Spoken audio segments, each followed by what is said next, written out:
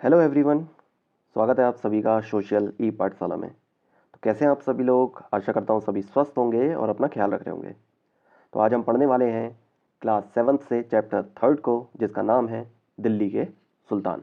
तो चलिए शुरू करते हैं अध्याय 3 को बिना किसी देरी के। हमने अध्याय 2 में देखा कि कावेरी डेल्टा जैसे क्षेत्र बड़े राज्यों के केंद्र बन गए थे। क्या आपने गौर किया कि अध्याय 2 में ऐसे किसी राज्य का जिक्र नहीं है जिसकी राजधानी दिल्ली रही हो?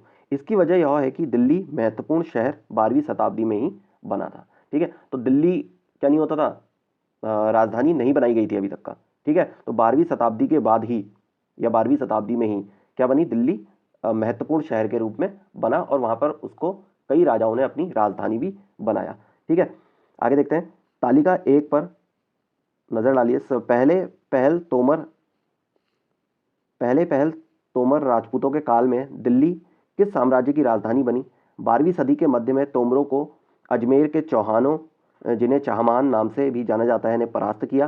तोमरों और चौहानों के राज्यकाल में ही दिल्ली वाणिज्य का एक महत्वपूर्ण केंद्र बन गया। इस शहर में बहुत सारे समृद्धशाली जैन व्यापारी रहते थे, जिन्होंने अनेक मंदिरों का निर्माण करवाया। यहाँ दहलीवाल कहे जाने वाले सिक्के भी ढाले जाते थे, जो काफ़ी प्रचलन में थे। ठीक है, क्या नाम था उनका? उन सिक्कों का दहलीवाल नाम था। ठीक है, जो काफ़ी प्रचलित थे। 13वीं सदी के आरंभ में दिल्ली सल्तनत की स्थापना हुई और इसके साथ दिल्ली एक ऐसी राजधानी में बदल गई जिसका नियंत्रण इस उपमहाद्वीप के बहुत बड़े क्षेत्र पर फैला था। तालिका 1 पर फिर से नजर डालिए और उन 5 वंशों का पहचान कीजिए जिनसे मिलाकर दिल्ली की सल्तनत बनी। ठीक है, अभी यहाँ पर तालिका है, उसके बारे में उसको अभी देखेंगे हम लोग। इससे पहले ये देखते हैं, जिस इलाके को हम आज दिल्ली के नाम से जानते हैं, वहाँ इन सुल्तानों ने अनेक नगर बसाए। मानचित्र 1 को देखकर दहली एक कुहना, सिरी और जहांपना को पहचानिए।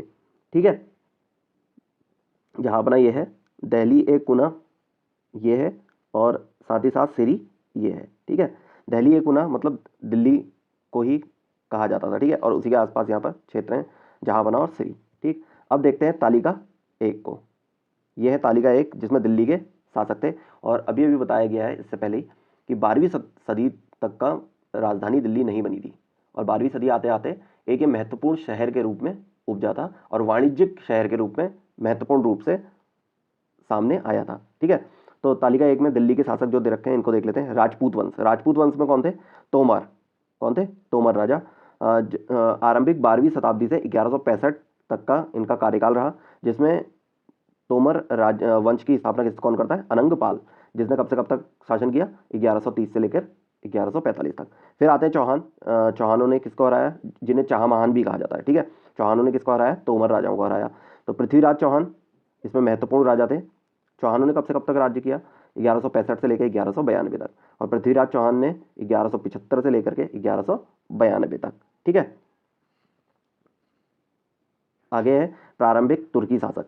अच्छा, यहाँ पर जो ये पृथ्वीराज चौहान दे रखे हैं, ये पृथ्वीराज चौहान तृतीय थे। ठीक है, इससे पहले वाले चैप्टर में हमने पढ़ा था ना, पृथ्वीराज चौहान और मोहम्मद गौरी के बीच में 1191 और 1192 का युद्ध होता है, जिसमें 1191 में पृथ्वीराज चौहान पहले मोहम्मद गौरी को हराते हैं, फिर 1192 में ये मोहम्मद गौरी से परास्त होते हैं। तो ये पृथ्वीराज चौहान तृतीय थे। ठीक है, महत्वपूर्ण शासक थे चौहान वंश के।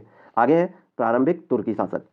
इन्होंने कब से कब तक शासन किया? 1206 से लेकर 1290 तक का। ठीक है, इनमें कौन कौन थे? कुतुबुद्दीन ऐबक, शमसुद्दीन इल्तुतमिश, रजिया और गयासुद्दीन बलबन। कुतुबुद्दीन ऐबक ने 1206 से लेकर 1210 तक शासन किया।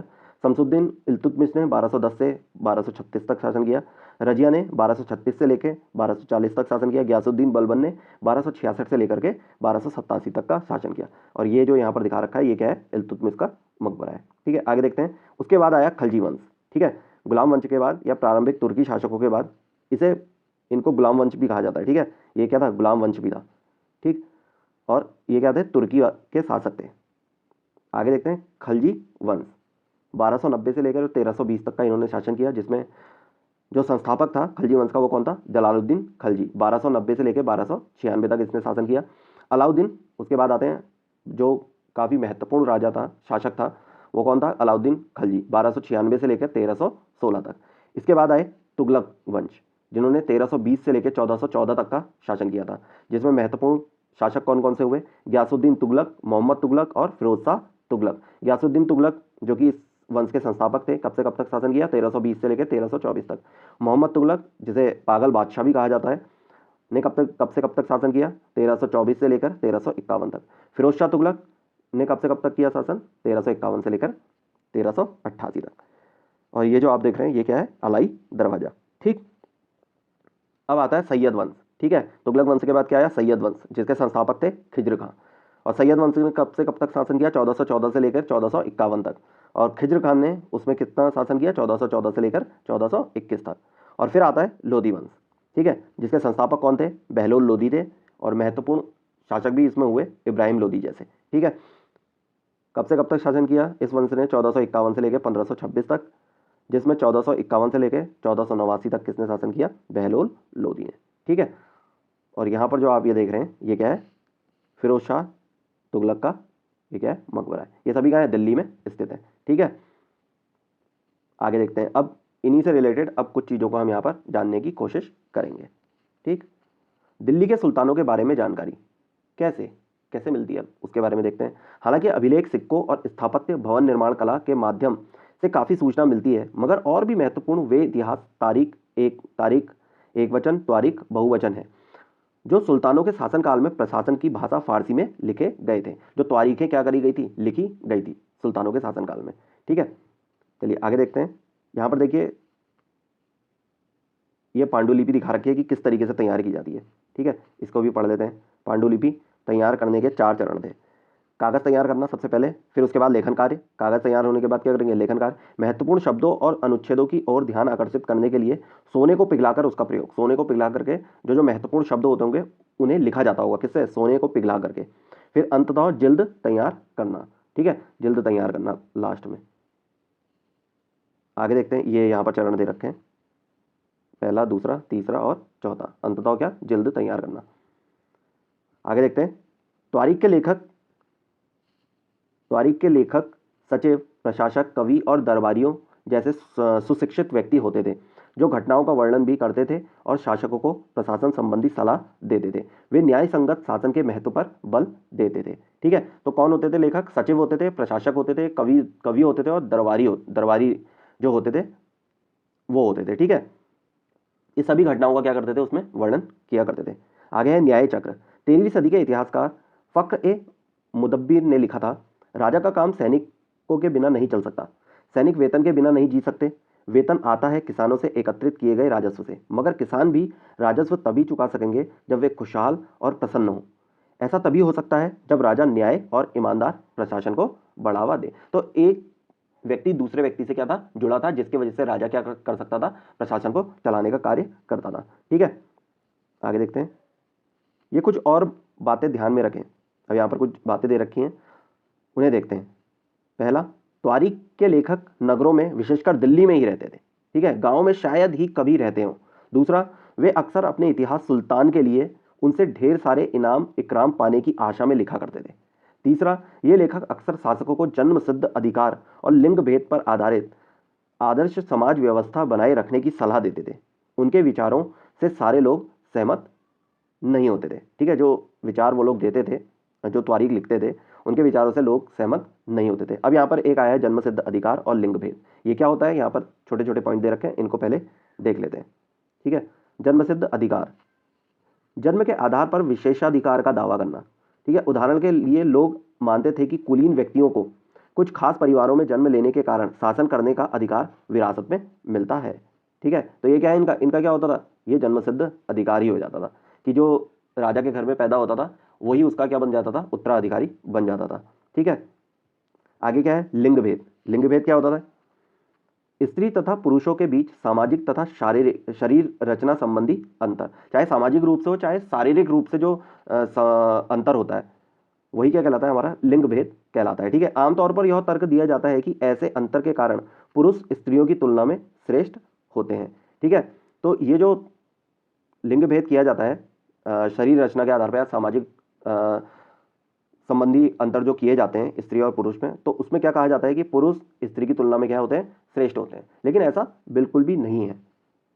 क्यों? क्योंकि आज सभी लोग क्या है? समान है। ठीक है, सन 1236 में सुल्तान इल्तुतमिश की बेटी रजिया सिंहासन पर बैठी।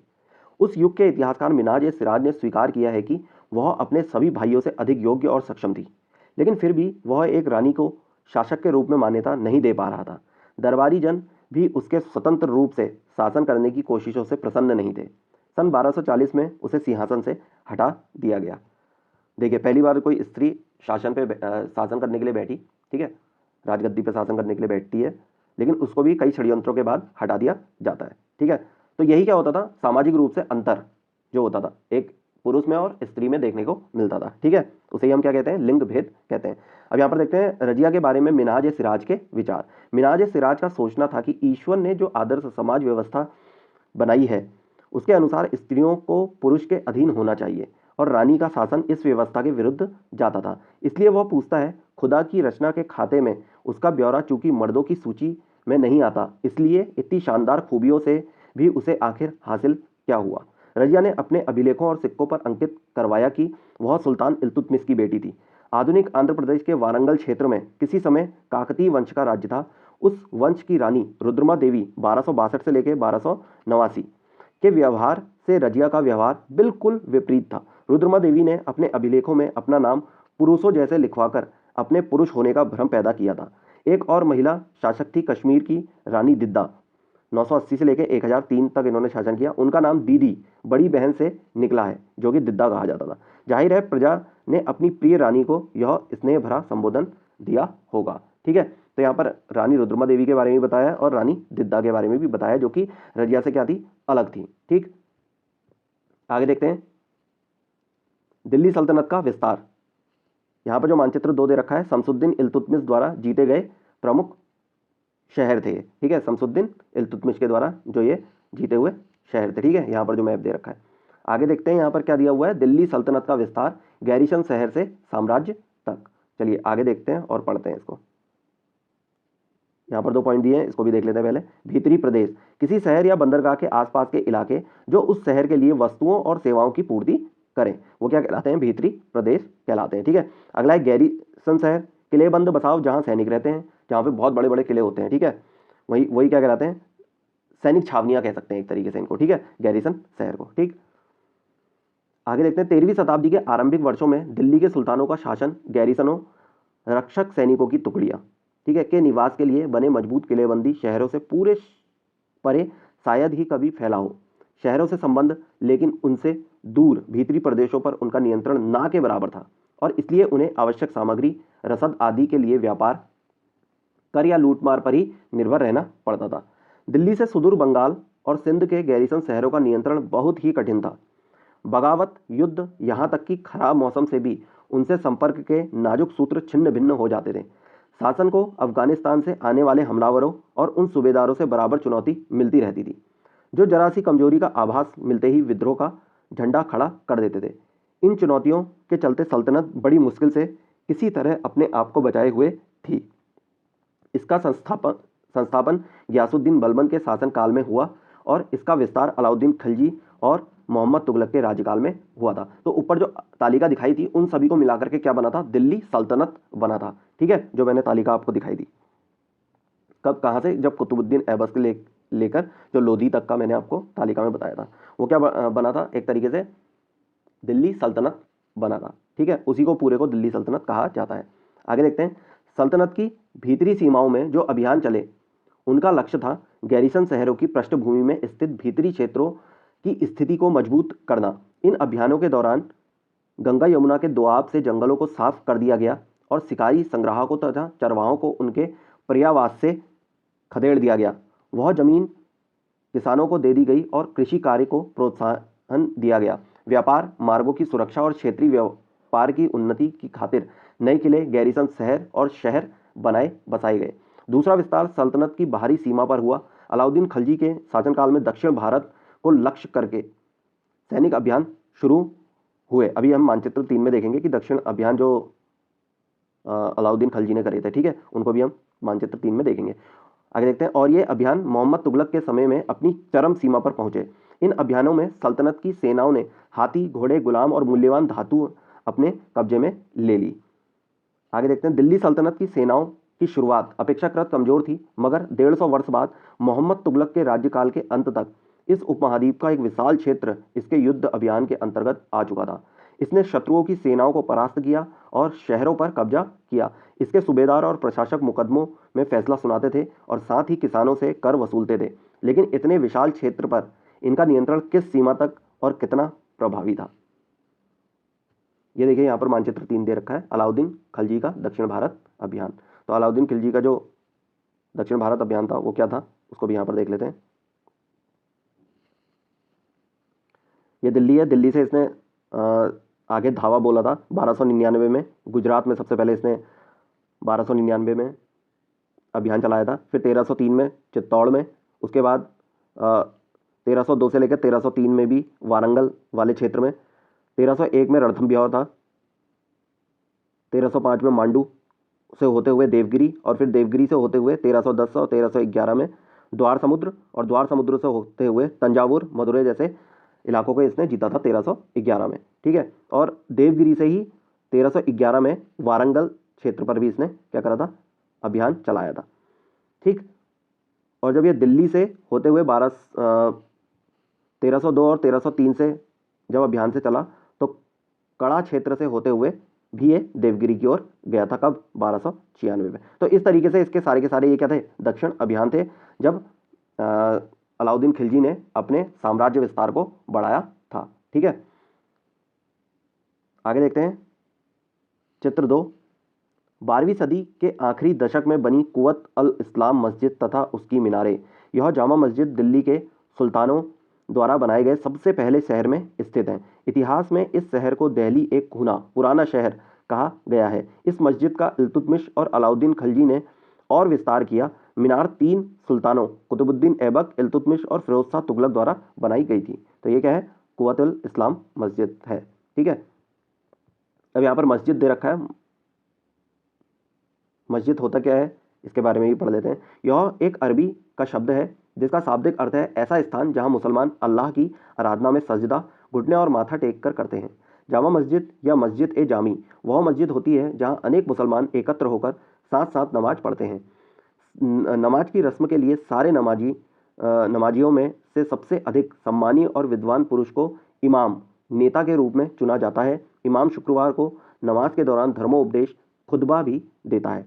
नमाज के दौरान मुसलमान मक्का की तरफ मुंह करके खड़े होते हैं। भारत में मक्का पश्चिम की ओर पड़ता है। मक्का की ओर की दिशा को किबला कहा जाता है। तो इंपॉर्टेंट यहाँ पर एक चीज़ आई है कि ये क्या कहा जाता है, मक्का की ओर की दिशा क्या कहलाती है, किबला कहलाती है।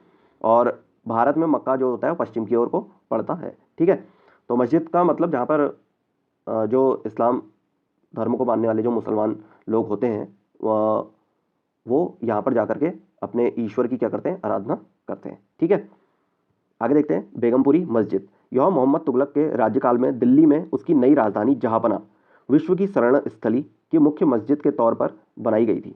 ठीक है, क्या, जहांपना जो कि नई राजधानी थी दिल्ली में, किसकी, मोहम्मद तुगलक की। ठीक, ये वाली। ठीक, आगे देखते हैं ये क्या है, मोट की मस्जिद। मोट की मस्जिद सिकंदर लोधी के शासनकाल में यह उसके मंत्री द्वारा बनाई गई।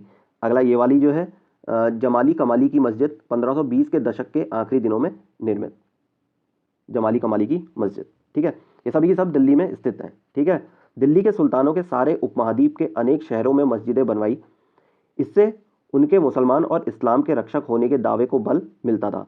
समान आचार संहिता और आस्था का पालन करने वाले श्रद्धालुओं के परस्पर एक समुदाय से जुड़े होने का बोध उत्पन्न करने में भी मस्जिदें सहायक थी। एक समुदाय का अंग होने के बोध को प्रबल करना जरूरी था क्योंकि मुसलमान अनेक भिन्न भिन्न प्रकार की पृष्ठभूमियों से आते थे। ठीक है, चलिए आगे देखते हैं। खलजी और तुगलक वंश के अंतर्गत प्रशासन और समेकन, नजदीक से एक नजर, इसको देखते हैं। दिल्ली सल्तनत जैसे विशाल साम्राज्य के समेकन के लिए विश्वसनीय सूबेदारों तथा प्रशासकों की जरूरत थी। दिल्ली के आरंभिक सुल्तान विशेषकर इल्तुतमिश सामंतों और जमींदारों के स्थान पर अपने विशेष गुलामों को सूबेदार नियुक्त करना अधिक पसंद करते थे।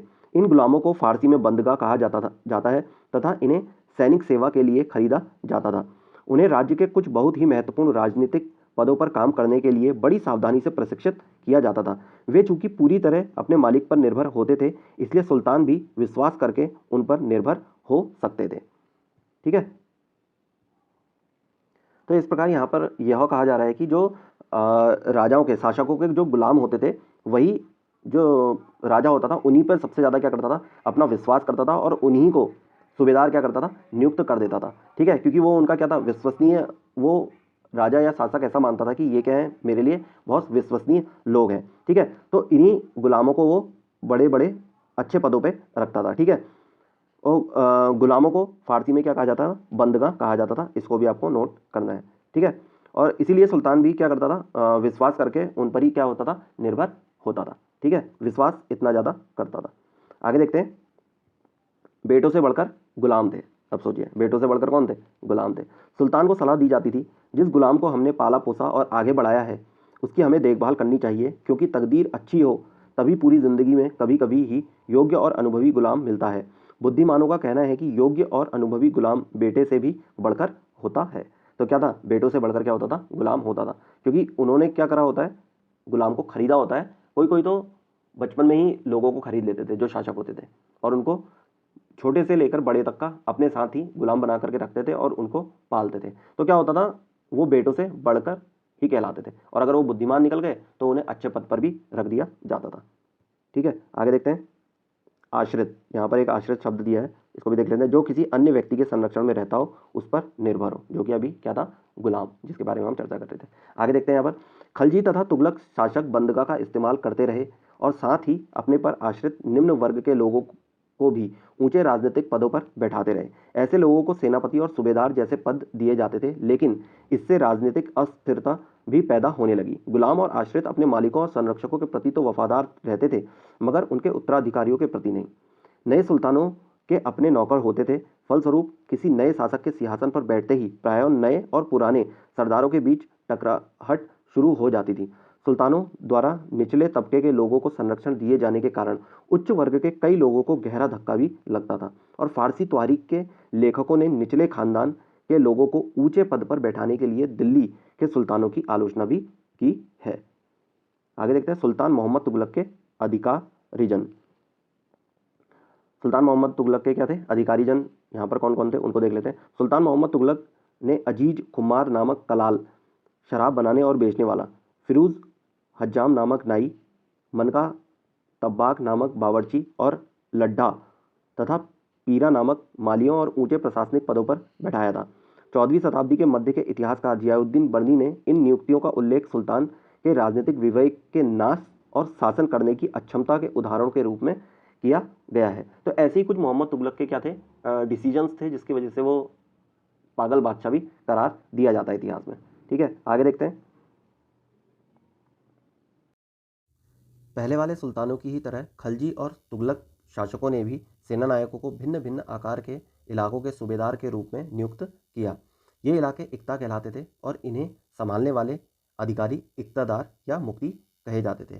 तो जो इलाके थे उन्हें क्या कहा जाता था, इक्ता कहा जाता था, और जो इनको संभालता था उन्हें क्या कहा जाता था, इक्तदार या फिर मुक्ति। अब मुक्ति क्या होता है, मतलब इनका फर्ज क्या था, उसको देखते हैं। मुक्ति का फर्ज था सैनिक अभियानों का नेतृत्व करना और अपने इक्तों में कानून और व्यवस्था बनाए रखना। ठीक है, अपने इलाकों में कानून और व्यवस्था को बनाए रखने का काम, और अभियानों का, सैनिक अभियानों का नेतृत्व करने का काम किसका था, मुक्ति का था। ठीक है, अपनी सैनिक सेवाओं के बदले वेतन के रूप में मुक्ति अपने इलाकों से राजस्व की वसूली किया करते थे। राजस्व के रूप में मिली रकम से वे अपने सैनिकों को भी तनख्वाह देते थे।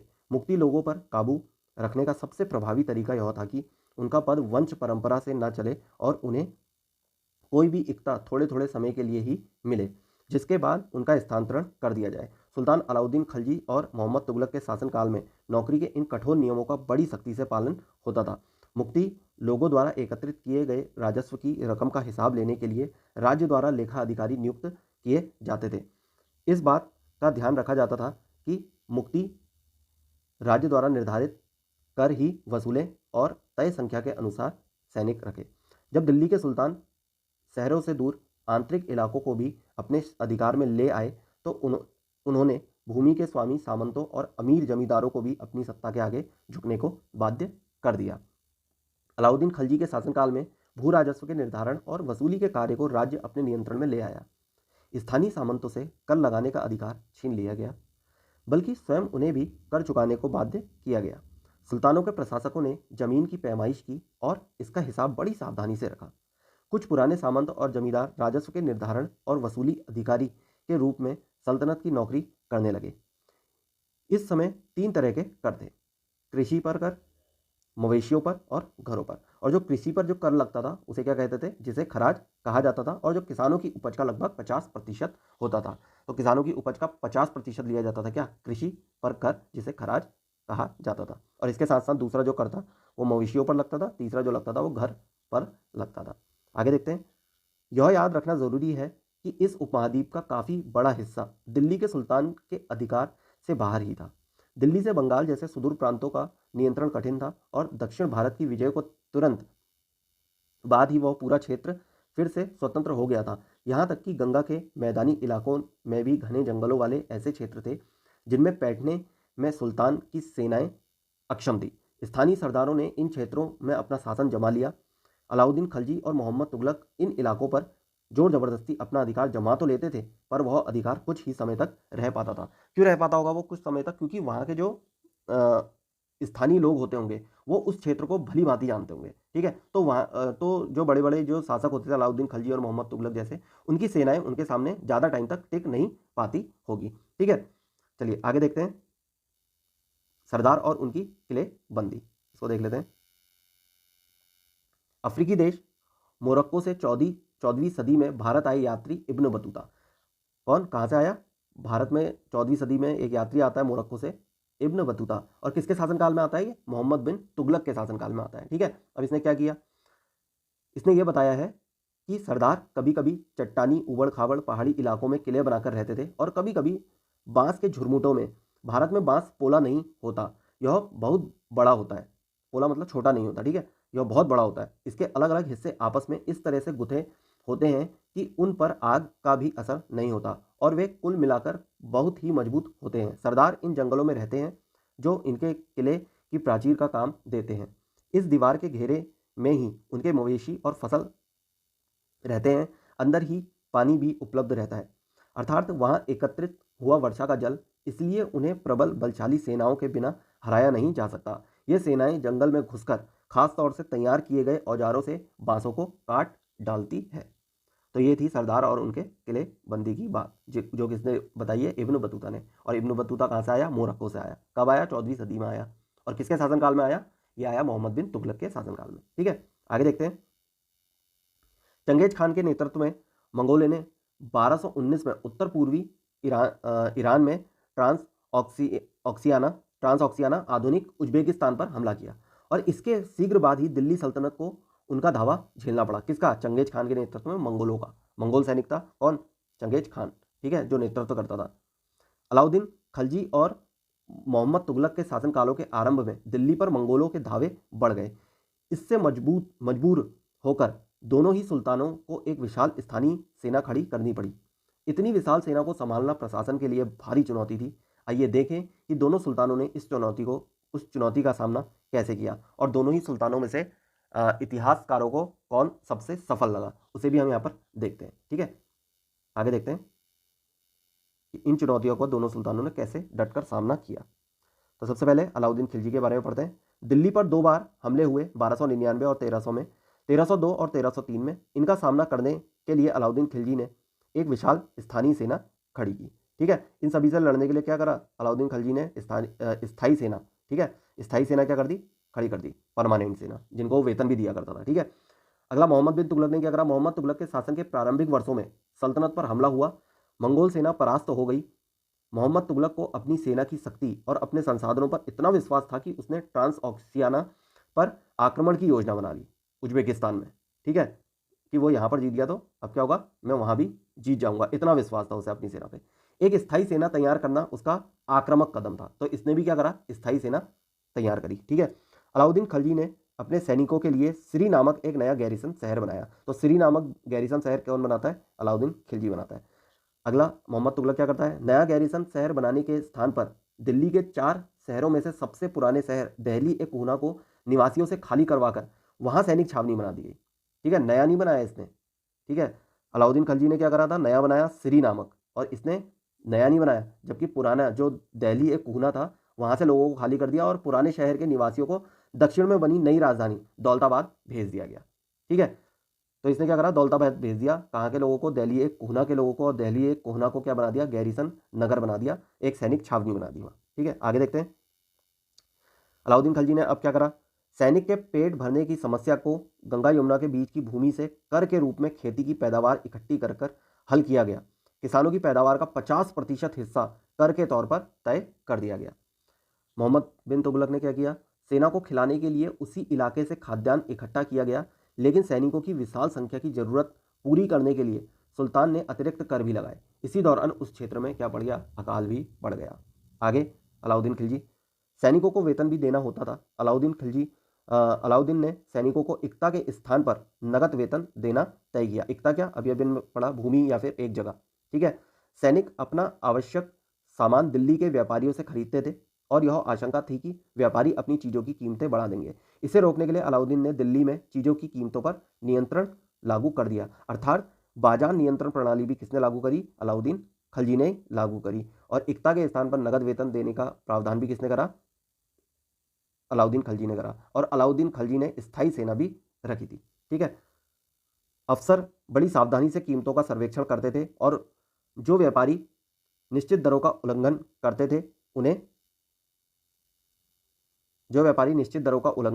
उन्हें सजा मिलती थी। ठीक है, मोहम्मद बिन तुगलक ने क्या किया, इसको भी देखते हैं। मोहम्मद तुगलक भी अपने सैनिकों को नगद वेतन देता था, लेकिन कीमतों पर नियंत्रण करने की जगह उसने कुछ कुछ आज की कागजी मुद्रा की तरह टोकन सांकेतिक मुद्रा चलाई।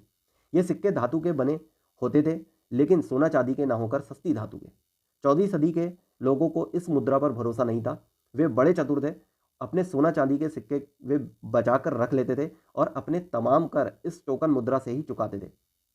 इस सस्ती मुद्रा जैसी जाली सिक्के भी बड़ी आसानी से बनाए जा सकते थे। तो जो सोना चांदी से बनाई जाने वाली जो मुद्रा थी वो ना चला करके उसने सस्ती धातु के क्या चला दिए, सिक्के चला दिए, जिससे लोग अपने जो सोना चांदी थे उसको बचाने लगे और जो सस्ती धातु थी उसी के ही खुद से ही क्या करने लगे, सिक्के बड़ी आसानी से बनाने लगे और उसको ही बाजार में चलाने लगे। ठीक है, इससे क्या हुआ होगा, मुद्रा में जो मुद्रा होगी उसमें भारी भारी क्या हो गया होगा, इजाफा हो गया होगा। ठीक है, और बाजार नियंत्रण जो प्रणाली होगी उसकी क्या हो गई होगी, बेकार हो गई होगी, जो मोहम्मद बिन तुगलक चाहता था। ठीक, आगे देखते हैं। अलाउद्दीन के प्रशासनिक कदम काफी सफल रहे और इतिहासकारों ने कीमतों में कमी और बाजार में वस्तुओं की कुशलता से आपूर्ति के लिए उसके शासनकाल की बहुत प्रशंसा की है। मंगोल आक्रमण के खतरे का भी उसने सफलतापूर्वक सामना किया। वहीं मोहम्मद बिन तुगलक के बारे में क्या कहते हैं इतिहासकार, इसको भी देखते हैं। मोहम्मद तुगलक द्वारा उठाए गए प्रशासनिक कदम बेहद असफल रहे। कश्मीर पर उसका आक्रमण पूरी तरह विफल रहा था। तब उसने तुरान पर हमला करने का इरादा छोड़ दिया और अपनी विशाल सेना को भंग कर दिया। इस बीच उसने प्रशासन संबंधी जो कदम उठाए थे उनसे कई परेशानियां पैदा हो गई। दौलताबाद ले जाने से लोग बहुत नाराज थे। करों में वृद्धि और गंगा यमुना के दोआब में अकाल से विक्षुब्ध जनता बगावत पर उतर आई और मोहम्मद तुगलक को अंततः टोकन मुद्रा भी वापस लेनी पड़ी। तो इसके इतने सारे कदम के बावजूद क्या हुआ, ये नहीं रुका, कौन, मोहम्मद बिन तुगलक। ठीक है, जो कदम इसके क्या हो रहे थे, गलत साबित हो रहे थे। तो इसलिए ही जो इतिहासकार हैं उन्होंने अ, जो इसके प्रशासनिक कदम थे उसे क्या माना है, असफल माना है। और इतिहासकारों ने मोहम्मद बिन तुगलक को पागल बादशाह भी कहा है। और वहीं अगर अलाउद्दीन खिलजी के प्रशासनिक कदमों की बात करी जाए तो वहां पर क्या है, इसे बहुत ज्यादा सफल राजा माना गया है, किसके द्वारा, इतिहासकारों के द्वारा। ठीक है, तो चलिए, ये हुई अलाउद्दीन खिलजी और मोहम्मद तुगलक की बात, जहां पर अलाउद्दीन खिलजी क्या हुआ, सफल रहा कई चीजों में और मोहम्मद बिन तुगलक असफल रहा। ठीक, इन तमाम असफलताओं की गिनती करने में हम कभी कभी भूल जाते हैं कि सल्तनत के इतिहासों में पहली बार दिल्ली के किसी सुल्तान ने मंगोल इलाकों को फतेह करने के अभियान की योजना बनाई थी। जहां अलाउद्दीन खिलजी का बल प्रतिरक्षा पर था, वहां मोहम्मद बिन तुगलक के द्वारा उठाए गए कदम मंगोलों के विरुद्ध सैनिक आक्रमण की योजनाओं का हिस्सा थे। आगे देखते हैं 15वीं तथा 16वीं शताब्दी में सल्तनत। तालिका एक को फिर से देखो, तालिका एक हमने देखी थी। ठीक है, आप पाएंगे कि तुगलक वंश के बाद 1526 तक दिल्ली तथा आगरा पर सैयद तथा लोधी वंशों का राज्य रहा था। मैंने बताया था सैयद और लोधी के बारे में भी, जो तालिका हमने देखी थी। तब तक जौनपुर, बंगाल, मालवा, गुजरात, राजस्थान तथा पूरे दक्षिण भारत में स्वतंत्र शासक उठ खड़े हुए थे। उनकी राजधानियां समृद्ध थी और राज्य फल फूल रहे थे। इसी काल में अफगान तथा राजपूतों जैसे नए शासक समूह भी उभरे थे। कौन उभरे, इसी काल में अफगान और राजपूत जैसे शासक। ठीक है, आगे देखते हैं। इस काल में स्थापित राज्यों में से कुछ छोटे तो थे पर शक्तिशाली थे और उनका शासन बहुत ही कुशल तथा सुव्यवस्थित तरीके से चल रहा था। शेरशाह सूर या फिर शेरशाह सूरी 1540 से 1545 ने बिहार में अपने चाचा के एक छोटे से इलाके के प्रबंधक के रूप में काम शुरू किया था और आगे चलकर उसने इतनी उन्नति की कि मुगल सम्राट हुमायूं 1530 से 1540, 1555 से 1556 तक को चुनौती दी और परास्त किया। शेरशाह ने दिल्ली पर अधिकार करके स्वयं अपना राजवंश स्थापित किया। सूरवंश के केवल 15 वर्ष 1540 से 1555 शासन किया, लेकिन इसके प्रशासन के अलाउद्दीन खलजी वाले कई तरीकों को अपनाकर उन्हें और भी चुस्त बना दिया। महान सम्राट अकबर 1556 से लेकर के 1605 तक का इनका शासनकाल रहा है, ने जब मुगल साम्राज्य को समेकित किया तो उसने अपने प्रतिमान के रूप में शेरशाह की प्रशासन व्यवस्था को भी अपनाया था। भले ही सूरवंश का शासन जो है वो छोटा सा था, लेकिन बहुत अच्छा इनका क्या रहा, शासन रहा, जहां पर इन्होंने अलाउद्दीन खलजी के तरीकों को अपनाया था और वहीं उनके तरीकों को किसने अपनाया, मुगल साम्राज्य के एक शासक अकबर ने। ठीक है, आगे देखते हैं। चैप्टर के अंत में यहाँ पर अन्यत्र दिया हुआ है, इसको भी हम क्या करते हैं, पढ़ लेते हैं। 3 श्रेणियां, ईश्वरीय, शांति, नाइट और धर्म युद्ध। तो इन तीनों के बारे में हम यहाँ पर चर्चा करेंगे। 3 श्रेणियों का विचार सबसे पहले 11वीं शताब्दी के आरंभ में फ्रांस में सूत्रबद्ध किया गया। तो सबसे पहला ही प्रश्न ये बन जाता है कि 3 श्रेणियों का विचार सबसे पहले कहाँ आया, तो वो फ्रांस में। ठीक है, उसका उत्तर होगा फ्रांस में ये आरंभ हुआ। ठीक, इसके अनुसार समाज को 3 वर्गों में विभाजित किया गया। प्रार्थना करने वाला वर्ग, युद्ध करने वाले वर्ग और खेती करने वाला वर्ग। 3 वर्गों में समाज के इस विभाजन को ईसाई धर्म का समर्थन भी प्राप्त था। इस विभाजन से ईसाई धर्म को समाज में अपने प्रबल प्रभाव को और भी दृढ़ करने में सहायता मिलती थी। इसी विभाजन से योद्धाओं का एक नया समूह भी उभरा। इन योद्धाओं को नाइट कहा जाता था। तो जो योद्धा थे उन्हें क्या कहा गया, नाइट कहा गया, जो क्या करते होंगे, लड़ाइयाँ करते होंगे। ठीक है, मतलब जहाँ पर सैनिक चाहिए रहते होंगे वहाँ पर ये लोग जाते होंगे। ठीक है ना, तो उन्हीं लोगों को क्या कहा गया, नाइट कहा गया था। ठीक है, ईसाई धर्म एक समूह को संरक्षण देता था और अपनी ईश्वरीय शांति की अवधारणा के प्रसार में इनका उपयोग करता था। नाइटों से अपेक्षा की जाती थी कि वे धर्म और ईश्वर की सेवा में समर्पित योद्धा रहें। कोशिश यह रहती थी कि इन योद्धाओं को आपसी लड़ाई भिड़ाई से विमुख करके उन मुसलमानों के विरुद्ध युद्ध करने के लिए भेज दिया जाए जिन्होंने यरूशलेम शहर पर कब्जा कर रखा था। इस प्रयत्न के परिणाम स्वरूप सैनिक अभियानों की एक श्रृंखला चली जिसे क्रूसेड धर्म युद्ध कहा गया। ईश्वर तथा धर्म की सेवा में किए गए इन अभियानों ने नाइटों की हैसियत पूरी तरह बदल डाली। पहले इन नाइटों की गिनती कुलीन में नहीं होती थी, मगर फ्रांस में 11वीं सदी के अंत तक और जर्मनी में उससे एक सदी बाद इन योद्धाओं के दीनहीन अतीत को भुला दिया गया था। 12वीं सदी तक तो कुलीन वर्ग के लोग भी नाइट कहलाना चाहने लगे थे। तो इनकी भी क्या हो गई थी, समाज में पद प्रतिष्ठा क्या हो गई थी, बढ़ गई थी। ठीक है, किनकी, जो नाइट कहलाने लगे थे, जो योद्धा थे। ठीक है, तो इस प्रकार हमने यहाँ पर पढ़ा 3 श्रेणियां, ईश्वरी, शांति, नाइट और धर्मयुद्ध। और इसी अन्यत्र को पढ़ने के साथ ही साथ हमारा ये चैप्टर आज यहीं पर ही समाप्त होता है। आई होप आप लोग नोट्स बना ही रहे होंगे। ठीक है, तो ऐसे ही नोट्स बनाते रहिए, अच्छे से कहानी के रूप में एनसीईआरटी इतिहास को पढ़ते रहिए। और अगर आपको ये वीडियोस पसंद आ रही हैं तो अपने दोस्तों को ज़्यादा से ज़्यादा क्या करना है, शेयर करना है। ठीक है, तो चलिए मिलते हैं अगले वीडियो में एक नए अध्याय के साथ। तब तक आप अपना ख्याल रखें। ठीक है, और पढ़ाई करते रहें। धन्यवाद।